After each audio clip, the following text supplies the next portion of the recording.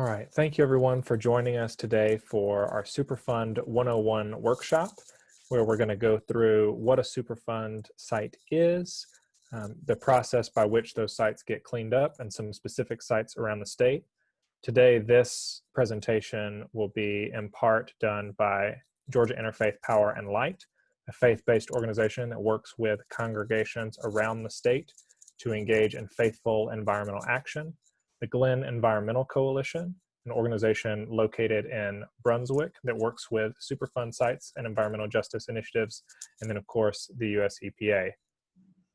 So first, a bit on how we got to this project, and the way that we did this is after working with several other environmental justice issues around the state, we realized that one of the primary things facing communities in Glynn County was Superfund sites, these sites that are perpetuating environmental injustices, particularly in Glynn County, but also across Georgia. And for us at GIPL, environmental justice is a keystone of the work that we do. We're a faith-based organization and believe that you can't love God without loving your neighbor, and that you can't love your neighbor without addressing the dangerous environmental impacts that they are experiencing in their community. And so through these sites, there are examples where the land and the water and other natural resources that a community relies on and are exposed to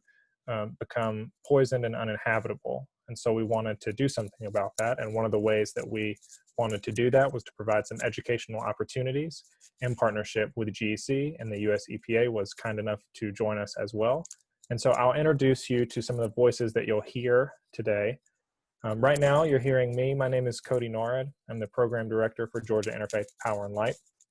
You'll hear from Robert Pope, the Senior Remedial Project Manager at US EPA Region 4, Angela Miller, the Community Involvement Coordinator for US EPA Region 4, Frank Anastasi, Technical Advisor for SCA Associates, and then Rachel Thompson, the Executive Director for the Glynn Environmental Coalition, or GEC. I'll touch on our agenda really quickly.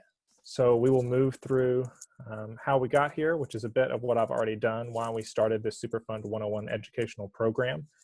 Then we're going to move into the Superfund process overview. What is a Superfund site, and what are the different stages of a Superfund site along its life? Georgia Superfund Site, so what are some particular sites located around the state and on the coast? And then some action items. What can you do? How can you help be involved to partner with your own community and with these agencies and community partners to make real change? And at that, I will hand it over so that we can hear about what a Superfund site is.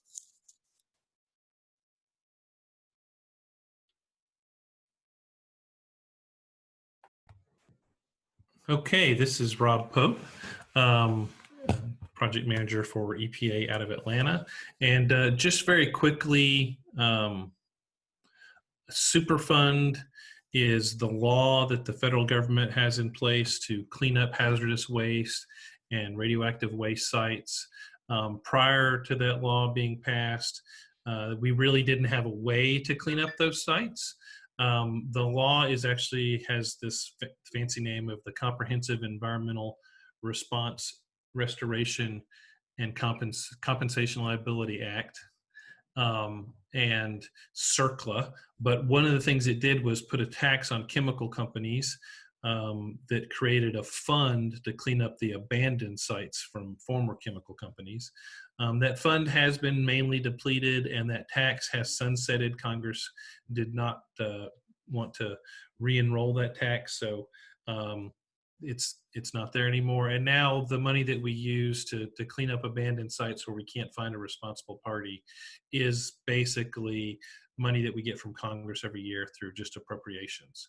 So the Superfund is a program to clean up those hazardous waste sites. And prior to its enactment in 1980, the only way to address those sites like Love Canal and Times Beach that you may have heard about, these historic sites, was to basically for the president to sign an emergency declaration like the president does when there is a hurricane response or something like that. So in order to make it more regular, to have an agency that can do that, they passed this law, the Superfund or CERCLA law. And so we have cleaned up Superfund sites across the country, including some in Brunswick and other ones in Georgia as well. And you probably know the ones in Brunswick, but we are going to talk about them as we go along. So next. Okay, well, my name is Angela Miller, and I am Community Involvement Coordinator for the Environmental Protection Agency, and have worked in Superfund for over 30 years now, I guess.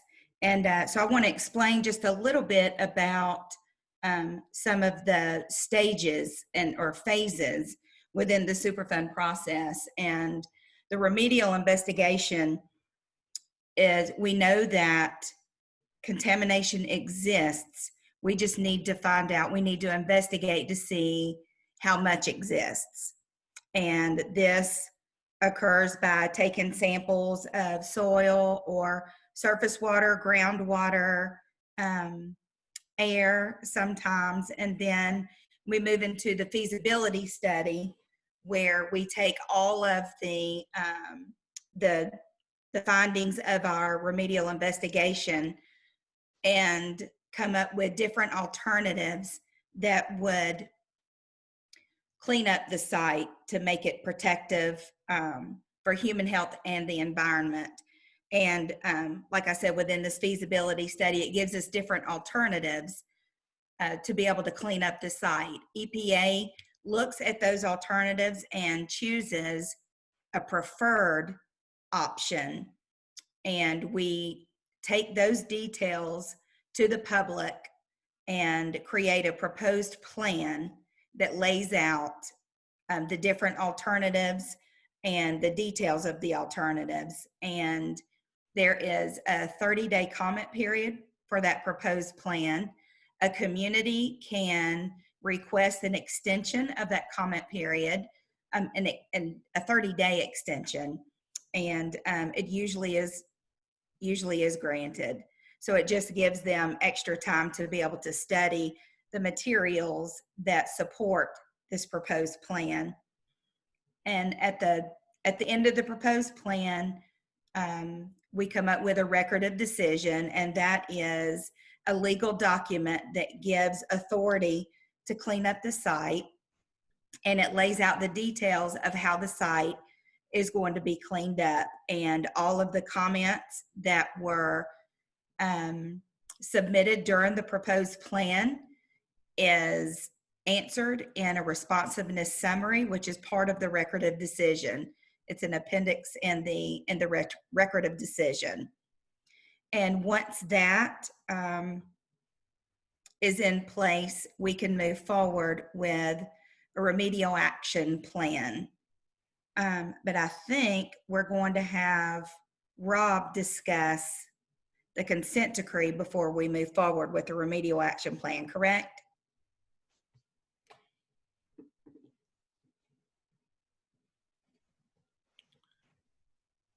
I was thinking that there are some pictures actually of the process. Next slide.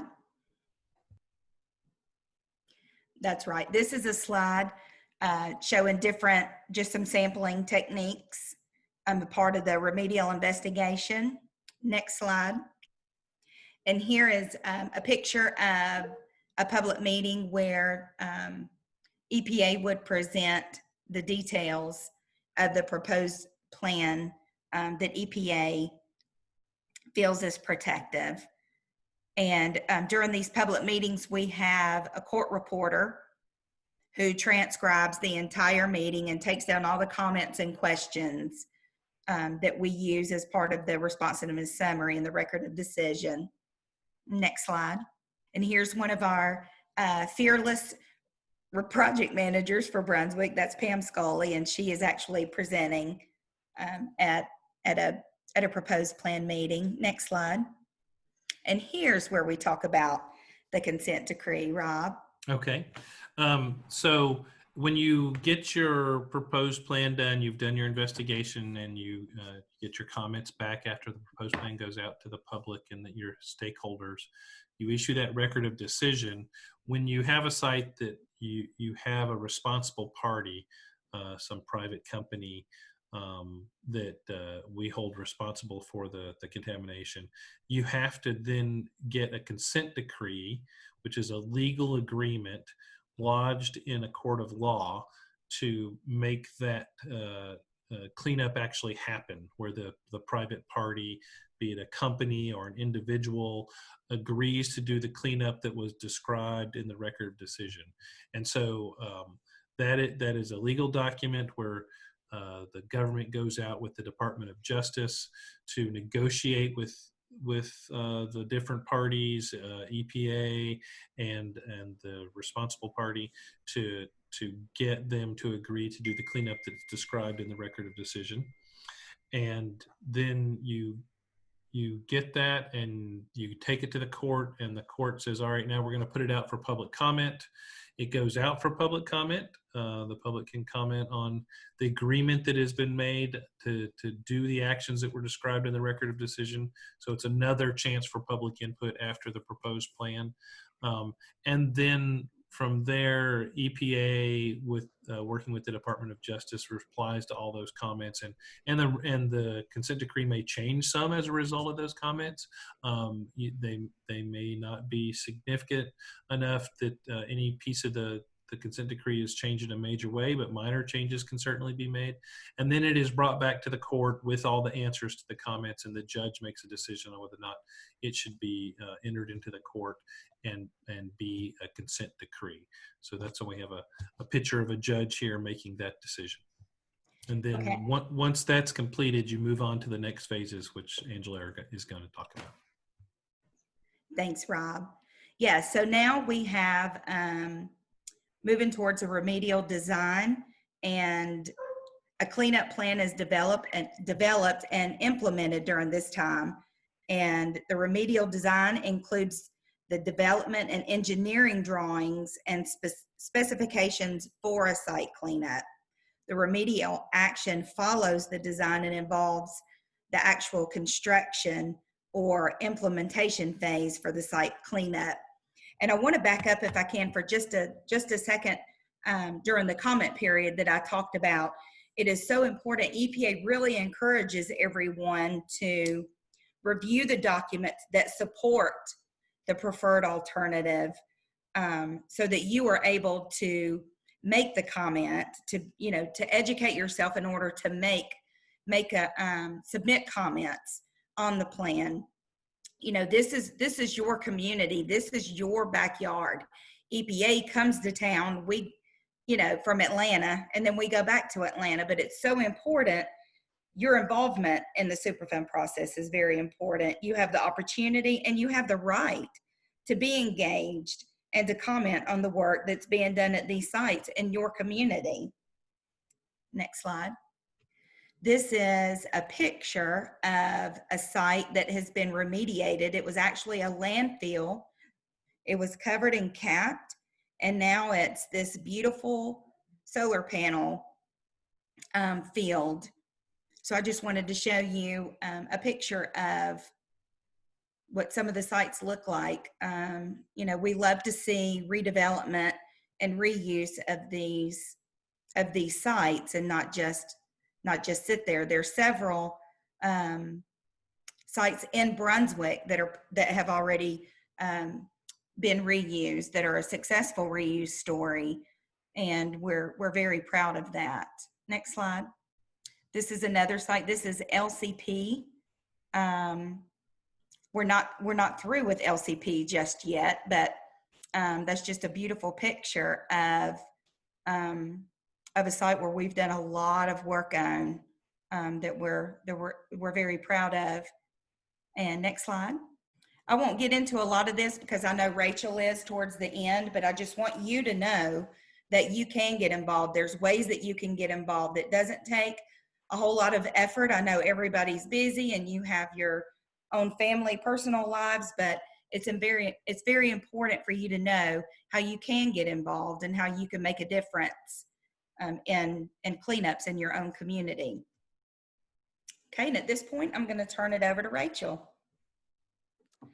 Thank you so much, Angela, for walking us through, and Rob as well, for walking us through the processes and the steps that are involved in a Superfund site cleanup.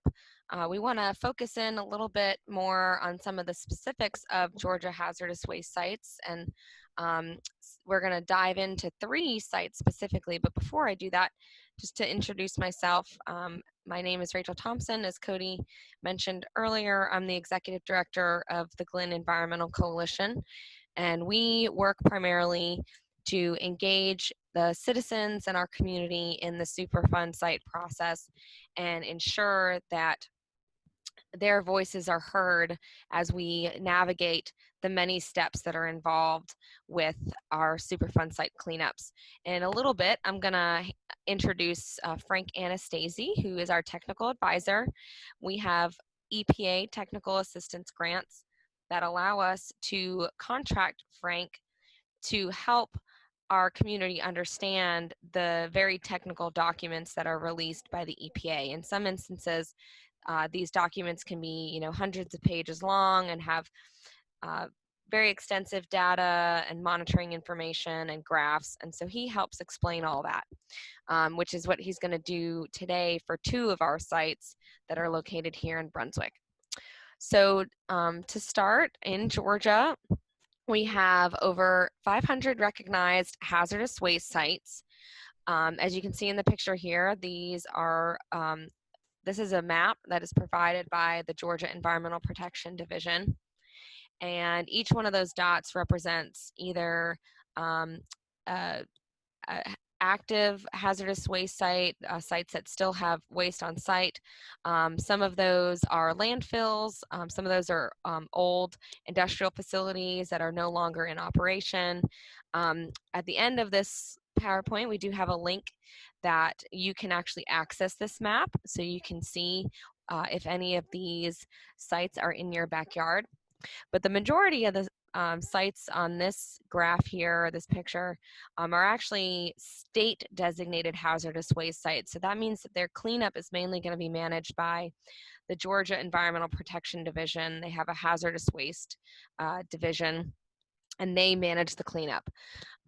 There are 16 of these sites that have actually made it to the national priorities list, which means that the cleanup is mainly managed by the EPA through the Superfund program, or the CERCLA law, as Angela mentioned earlier. So we're going to take a look at some of these national priorities list sites now. So here are a handful of those 16 sites. And we're not going to go through all of these individually, but again, after this presentation, there will be a PDF available of this PowerPoint, and each one of these blue links will be a clickable link. And so if one of these sites is located in your county, you can actually click on that link and it'll take you to the EPA website where this information will be there's information on each of these sites available for you. I clumped all of these sites together because what happens is, in some cases, as we're making our way through that remedial process that Angela put out, the cleanup process, if there is any contaminants of concern that have remained in place, they will facilitate something that's called a 5-year review. And what they are doing is they're making sure that the remedial action that's in place is protective of human health and environment. So each of these sites on this list are all in that operation and maintenance and that 5-year review. And so, like I mentioned, I just kind of listed out the dates for those projected 5-year reviews, and you can kind of click and find more information there. these are the sites in the state of Georgia that are still making their way through that remedial process. And again, we've got all the different stages listed here on the right. It would probably take us an entire day to go through each of these individual sites. So we're just going to focus on a few of them. We've got 3 sites picked out for you guys today that we're going to walk through. The first is going to be TH Agriculture and Nutrition, also known as THAN. That's located in Dougherty County in Albany. Then I'm going to hand it over to Frank Anastasi. Again, he's our technical advisor that works on the sites here in Brunswick, and he's going to talk to us about where we are with Terry Creek dredge spoils on Hercules Outfall, also known as just the Terry Creek Superfund Site, and the LCP Chemical Superfund Site. All right, so I'm going to go through TH Agriculture and Nutrition, also known as THAN. This Superfund site is located in the northwest corner within the Albany city limits in Dougherty County in southwest Georgia. The site includes an area where 2 former pesticide formulation facilities operated from the 1950s and the 1960s until the 1980s. This site was placed on the National Priorities List in 1989 because of contaminated groundwater, sediment, and soil resulting from the operations that took place on site. Site investigations and cleanup activities on the 12-acre area have focused on 2 main areas. That's going to be soil contamination on the western side of the property. That's shown here as THAN parcel OU1. It's the one that's on the left side of the image here. And they're mainly looking at the soil contamination and groundwater in that section. And then it's also, the other area is the soils on the east side of the property. These are both, again, shown on the screen. So the soils on the eastern portion of the property here is shown as OU2. The main contaminants of concern include different types of pesticides, such as DDT and toxaphene, which toxaphene is also a pesticide or contaminant of concern for one of our sites here in Brunswick. The site's responsible party, which is the company TH Agriculture and Nutrition, in some cases, the site name is also the name of the company that's responsible for the contamination. So that's what we have in this case. So the responsible party for the western property conducted short-term cleanup action in 1984, included demolishing several buildings, digging up selected subsurface soils and below ground disposal areas, installing a perimeter fence, and establishing a vegetative cover over the soils of the site to prevent sediment runoff. So as you guys can see on the left picture here, there is a grassy area that is covering the sediments, some of the contaminated sediments that might remain on site, and that's just to prevent any erosion from happening over there. Another short-term cleanup action was completed in 1992, which removed of and disposed of 24,000 tons of soil and debris, and they treated 4,300 tons of soil on site. So there was a pretty extensive removal and remediation that was done back in 1992. Between 1993 and 1995, the remedial design was completed and cleanup began. Groundwater was extracted and treated from extraction wells.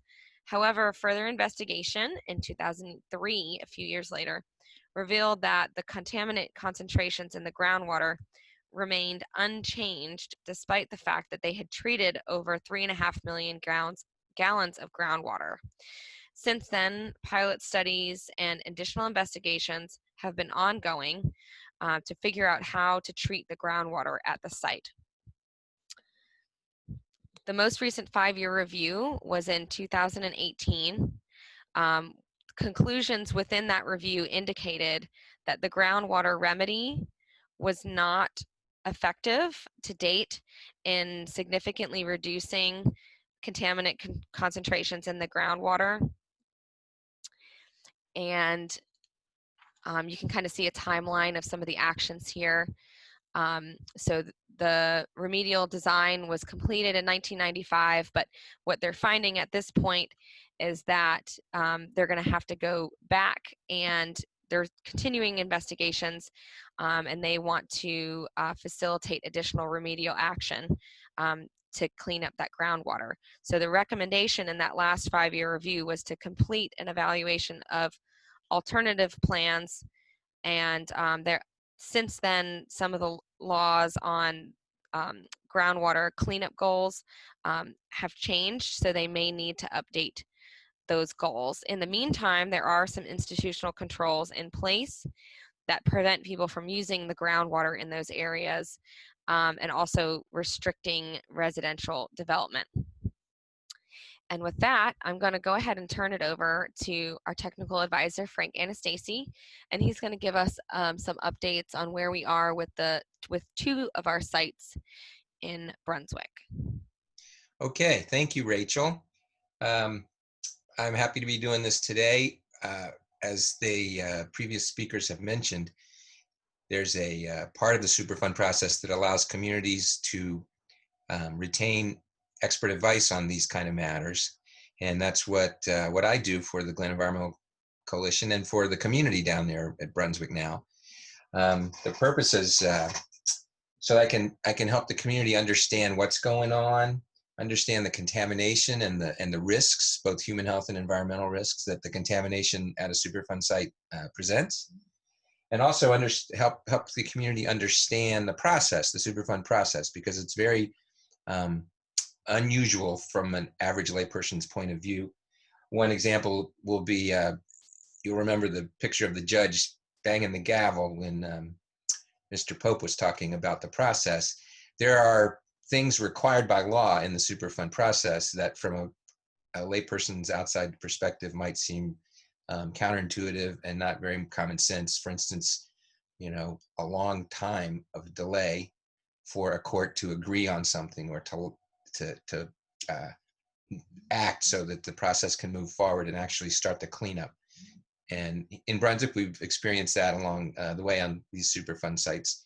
So the other thing is I really try to help everyone understand the process, how the contamination will be addressed, and also help EPA understand the community's concerns, because a lot of times, EPA and the contractors and the responsible parties and their contractors, they're very involved on a technical level of things.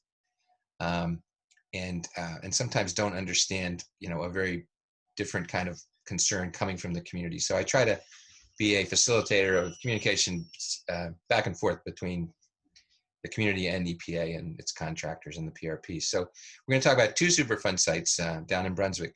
First, the Terry Creek site. Terry Creek Superfund site's located in Brunswick, near the intersection of St. Simon's Island Causeway and Highway 17. As you make your way south and over to the Glynn County's beaches. So when you're heading down the beach, this air photo shows the area of the dredge spoils, the central island kind of feature in the middle of the photo that's ringed by bushes or trees. On the left side, you see the causeway that leads south to the bottom of the, or east, whichever direction, to the bottom of the photograph that leads over to the islands. So as you're going down 17 on the way to the beach, before you make the big sweeping left turn, this Terry Creek site is to your left. So let's go to the next slide and show you a little more of what's going on from a different direction. This is looking across the Hercules, the former Hercules chemical plant. Now it's Panova. They pile up tree stumps and make fragrances, chemicals for fragrances there now. But in the past, Hercules operated this plant and for about 40 years dumped processed wastewater that contained residuals and toxaphene, this very potent pesticide. And so there was widespread contamination of sediments up and down the coast there and in the creeks and the marshes. So up till the last couple of years, contaminated sediment was removed and condensed and covered in certain places. And then the next step of this process to clean up this site is to take care of the final portions that are still there of the outfall ditch that led from the chemical plant, which is in the center of this photo, to the north to the creek marsh area. The ditch runs under Highway 17 and discharges over there. So the next slide is a good close-up of that, or it's got some details. We'll get to the close-up. But yeah, go to the next slide. So here's some details. As I said, in the past, 35,000 cubic yards of contaminated sediment was removed. And so now we're designing the actual construction of a new ditch and removal of the old ditch and covering it up. So basically there's some residual contaminated sediment that will be removed. The old ditch will be backfilled, covered, and stabilized. A new concrete line ditch will be built and it's concrete lined so it can be routinely cleaned out. And there'll be a long-term operations and maintenance plan and also institutional controls. And this is something that's basically a deed restriction. Anyone ever interested in the property would be able to look up a deed and find out that there's a Superfund remediation construction project at this site, and that no one could disturb it, and things like that. And these things run with the property deed. So for forever, basically, the rules about maintaining and operating this site, and the inability for anyone to do anything else there, are institutionalized in the deed. So right now they're designing this cleanup, and by June of 2021, the design should be approved by EPA, because the PRP, the responsible party in this case, Hercules, their contractors do the design, and EPA has to review and approve it. And then if they stay on schedule, the construction should be completed by 2021, and August of 22, I'm sorry. Construction should be totally done if we stay on schedule on that. So now let's look a little closer at this area. So here again, the Highway 17 coming down on the left side, the causeway heading over to the islands is the road that lines the bottom of the slide. And in the middle there, you can see there's dredge spoil areas, and then this discharge creek.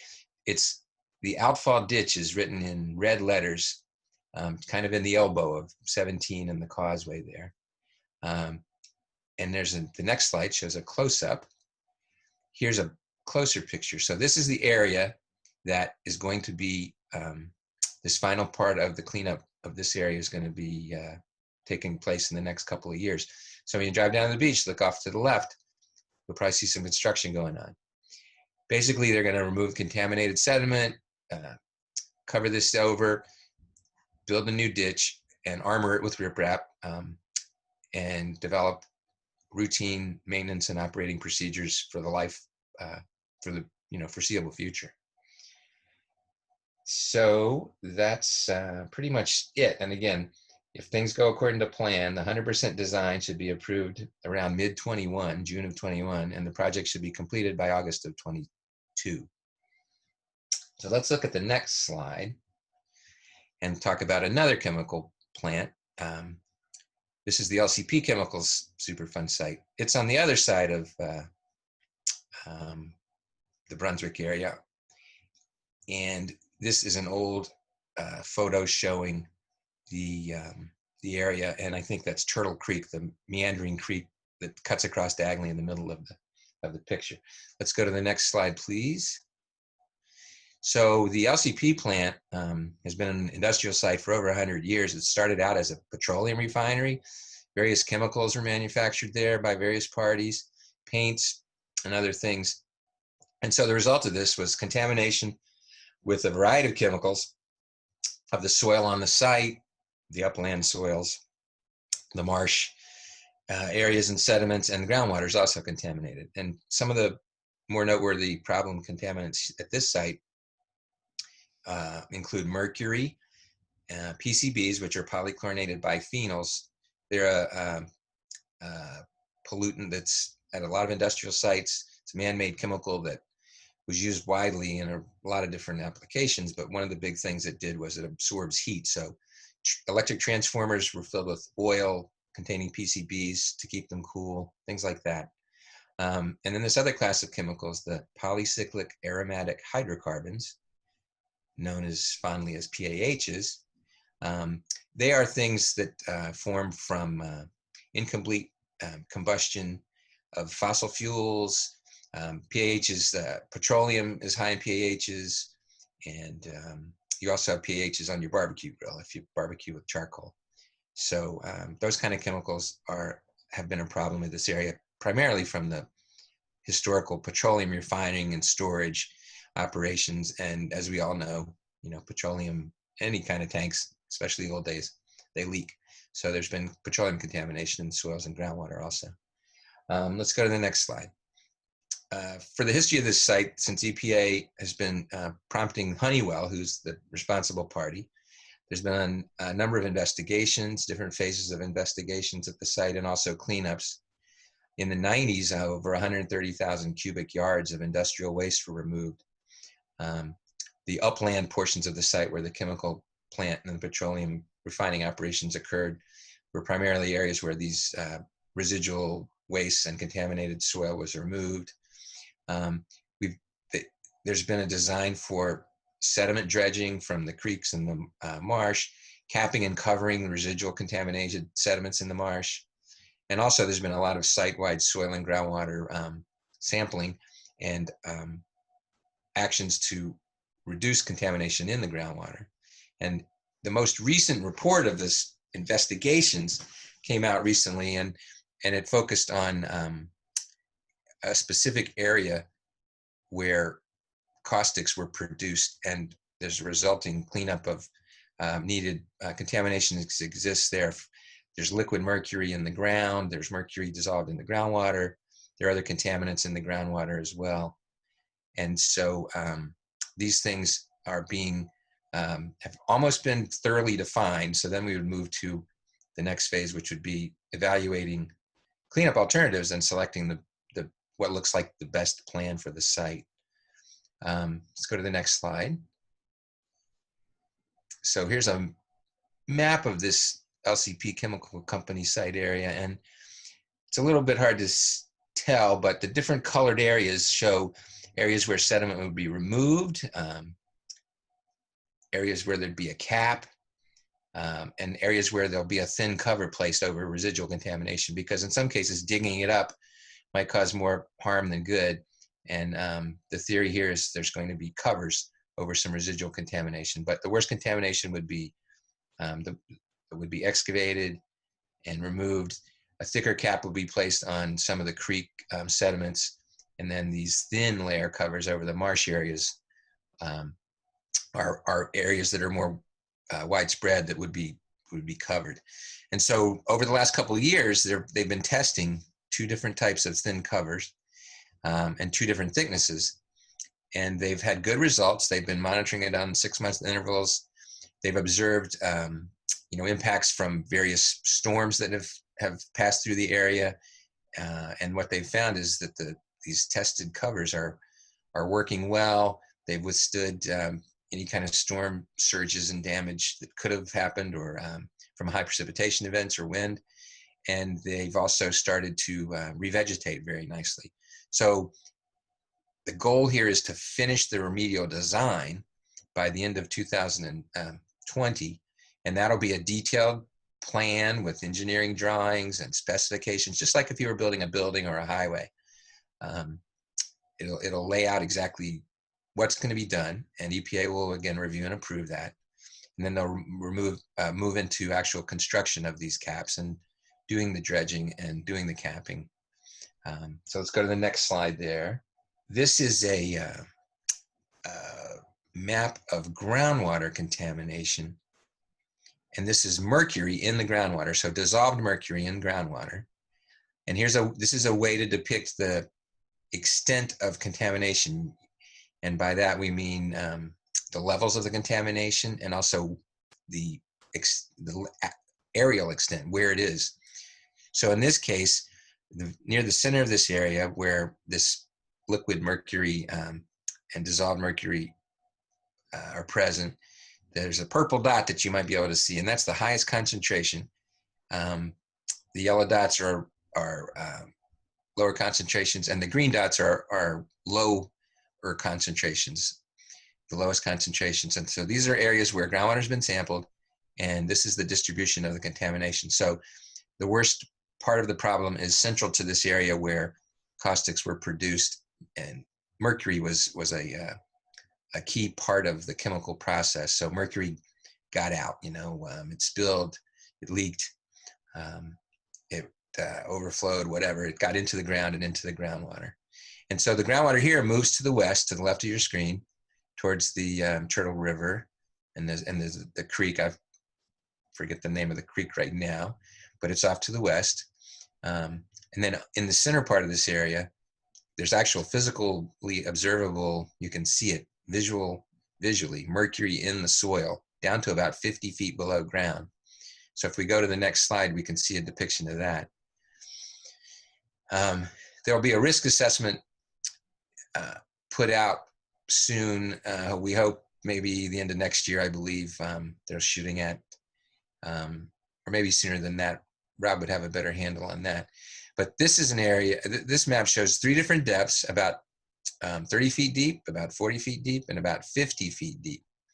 The far right diagram shows the purple squares are depths, are locations where at 50 feet below ground, you could see visual mercury, just like in an old mercury thermometer. If you've ever seen broken one, if you were a mischievous little kid like I was, or just happened to see liquid mercury, it rolls around, stays together in little beads.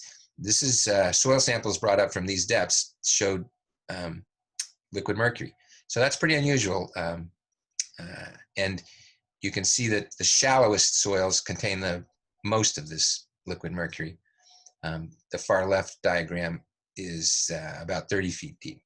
So again, at this site, there's liquid mercury in the soils that needs to be addressed, and there's migrating groundwater contamination, not just liquid mercury, there are a variety of other chemicals too.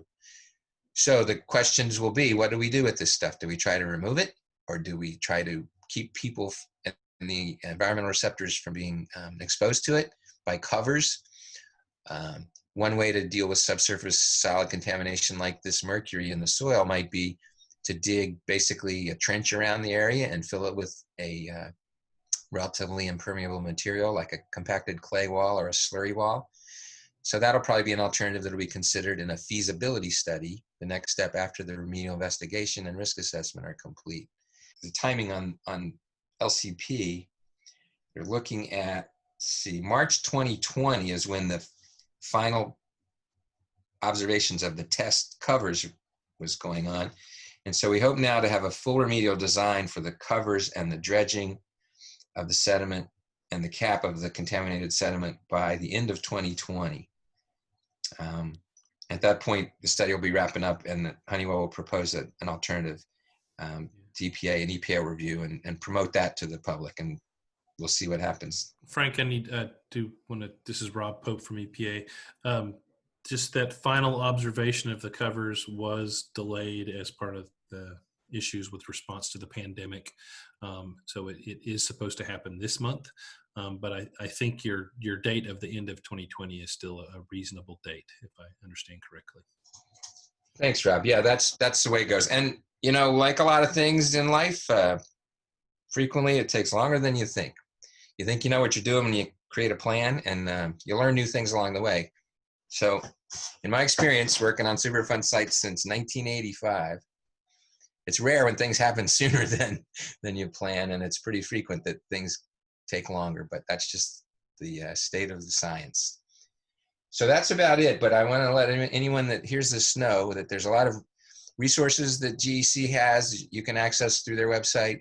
I'm on the job to help you people in the community understand more, feel better about things, because as people have said before me here, if a community isn't knowledgeable and doesn't understand what happened at a site when EPA leaves and the contractors leave and the responsible parties close up shop in their history, the community's still facing a societal and a cultural kind of problem. And what I really try to do is help people understand the reality. I try to bridge the gap between perceptions people have about hazardous waste risk and the reality.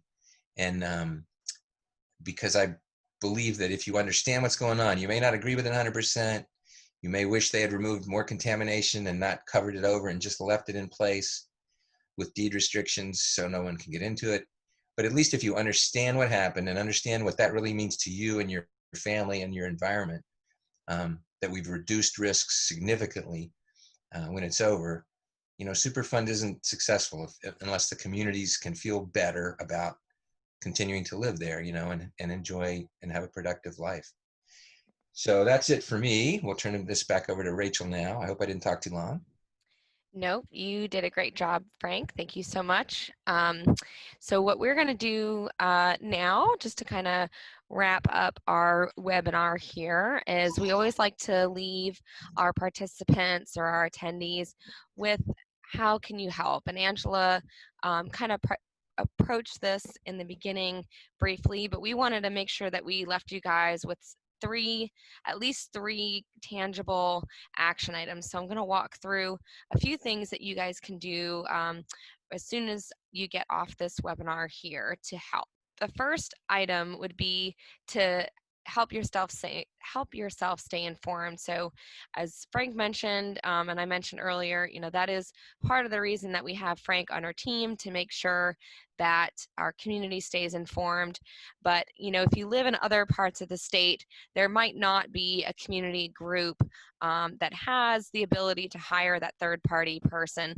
But what you can do is you can actually go to the individual Superfund site page on the EPA's website, and as I mentioned earlier, on the table that listed all of those Georgia sites, each one of those site names was linked directly to the EPA's page. When you get there, you're going to want to click on the section that says Site Contacts, and that'll bring you to this page where it will show your community involvement coordinator and also the project manager. So what you'll want to do is you want to go ahead and either call or email. And again, if you click on the name, that blue highlighted name there, so in this case, if you were to click on Angela Miller's name, her email address is going to pop up, and you can reach out to them if you have questions. And you can also reach out to them and request to be added to that EPA mailing list for the site, or to get updates on the site. Depending on each individual site, some of them have email lists, some of them have mailing lists, and some of them have another function for you to stay updated. But you'll want to reach out to them and see how you can stay updated for that site. The second thing that you can do is you can contact your elected officials. So again, one of our jobs at the Glynn Environmental Coalition is not only to keep our community and our residents updated and informed, but we also work really hard to keep our elected officials engaged as well. So that's both our local, for Brunswick and Glynn County, our state representatives, and then our federal representatives who's going to be representing us in DC. So we like to keep all of them informed. So what you can do is you can reach out to them. You can ask them what their involvement in these Superfund sites has been in the past, if they're familiar with these sites, and just start a conversation with them to see if how familiar they are and how they have engaged in keeping your community safe. So we always recommend folks reach out to their elected officials. If you find out that they have taken action on the sites and have asked the EPA to help clean up those areas, it's always good to thank them for their efforts and their input. And if you guys have any questions or need help, of course, the Glynn Environmental Coalition is willing to help you guys navigate those channels. This site that's shown here where it says Find Your Representatives, again, that's a clickable link. And if you click on it and you type in your address or your zip code, it'll tell you exactly who your representatives are, and if they're email address and contact information is available online. It should all be in one place. So you can find your representatives and contact them all to see if they interact with our Superfund sites. The last to-do item that we have here is actually, it's a state level ballot measure that's going to be coming up on our November general election this year. So I'm going to tell you guys a little bit about what this ballot measure is, and we are advocating for folks to vote yes to restore the trust. So what this means is the Georgia Constitution, as currently written, does not allow legislators to dedicate fees collected by the state for their intended use, whether it's to clean up environmental waste sites or fund teen driver programs or support training for peace officers. The fees are collected and then placed in the state general fund for allocation by state legislators, even though the bill creating the fee may say differently. So the Trust Fund Honesty ballot measure proposes an amendment to the Georgia Constitution that would ensure fees dedicated to a specific purpose are annually appropriated for that purpose. House Resolution 158 passed in earlier this year. I believe it was in around February.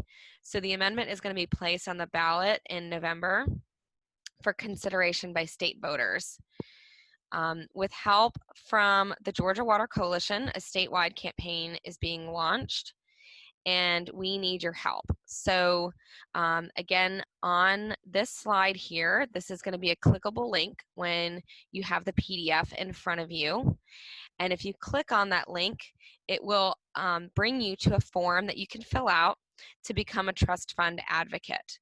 On that form, you'll be able to volunteer to host educational presentations for your community group. So if you have a church, or if you have a Rotary Club, or any type of group, we are looking to spread the word on this awesome ballot measure that'll bring more resources and more funding to our state to help clean up these hazardous waste sites. You can be a social media advocate. So if you enjoy posting things on Facebook, Instagram, or Twitter, then we will have all sorts of resources available to be an advocate on social media and get your community and your friends and family to support this ballot measure. We are asking folks to help support local resolutions within your city or county. So by getting your city or county to pass a local resolution in support of this, you're going to be able to tell our state legislature and the rest of the state that it is very important for you, for your community, that these dedicated fees go to what they're intended. And especially if we look back at this map where all of these spots are associated with different hazardous waste sites. If one of these in your backyard, by passing this ballot measure, more funding will go to your community to help clean up those sites that are in your neighborhood. And last but not least, if you are an avid writer, then we need your help writing some letters to the editor in your community paper, again, just to increase awareness. So by clicking on the link up here, it'll bring you to a form, and you can sign up for different options. You certainly don't have to sign up for all. Even if you signed up for one or two, that would be extremely helpful. Passing this ballot measure will allow programs like the Solid Waste and Hazardous Waste Trust Funds to receive the funds that they need so that the Environmental Protection Division can clean up tire dumps, leaky landfills, and other contaminated sites throughout the state. With that, I just want to go through some final additional resources, and then we can open up for question and answer. All of these blue text on this page are additional resources that you'll be able to click on in the PDF version that I send out. The first resource is, of course, the EPA Superfund homepage. You can learn more about the CERCLA law, the remedial steps that Angela walked us through earlier, and you can also find a detailed search engine that you can put in your state and some different parameters, and you can help find Superfund sites in your region. You can view the Environmental Protection Division interactive map to find out where those hazardous waste sites are in your neighborhood. It's a really great resource. It's an interactive map. When you travel to their page, it acts very much like Google Maps, where you can zoom in and view your neighborhood and what those sites are. And then you can even click on links within that interactive map, and it'll show you more information. Again, I'm just posting the link here to be a trust fund ballot advocate. We are certainly going to need everyone's help to pass that ballot measure. And then lastly, we have some of our Glynn Environmental Coalition web pages. The first one is our technical assistance page, where it has all the information on our work with Superfund Sites in Glynn County. The next two is our homepage for our Terry Creek Superfund Site and the LCP Chemical Superfund Site. And then the last link is our annual Superfund Site update, which provides an update on all just 3 of our 4 Superfund sites in Glynn County. We do this annual update every year, and our technical advisor works closely with our project managers on those sites to make sure that we're providing the most up-to-date information on what's happening at those sites. All right, and if anyone has questions, what we're going to do is we can kind of enter them in the chat, or you can contact us afterwards, and we have all of the contact information for the speakers that are on this call, and you can feel free to give our offices a call or send us an email if you have questions. And with that, we will go into our question and answer period.